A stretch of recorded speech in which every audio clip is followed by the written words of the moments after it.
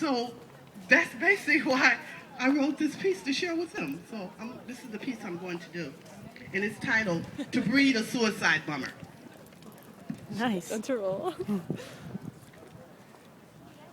Why do people become suicide bombers? This question arises from realizing that our problems have causes. So how do you breed a suicide bomber? Do you bring them up to believe extreme measures are the only way their agenda can be achieved?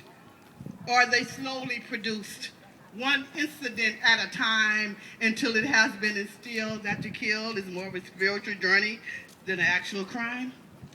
Or is it more than just outside incidents that contributes to such extreme activity? Can it be an inherent belief that victims of suicide bombers are simply war casualties? Were there suicide bombers before the Oslo Peace Accords, or were they being bred? Perhaps when legal venues to challenge policies and illegal land confiscations were removed and courts was no longer an option and Palestinians was told they simply had to understand this was no longer their land, now they were of a different state, suicide bombers was being bred. When constraints were removed for Israel to use F-16s and American tanks, I think that suicide bombers was being bred. Yep.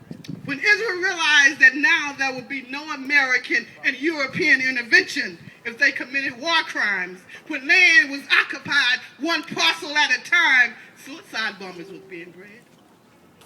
When Sharon, who was once denounced for massacres in 1948 and threatened to be ousted by the Israeli state, suddenly came up with a 70% approval rate, suicide bombers was being bred.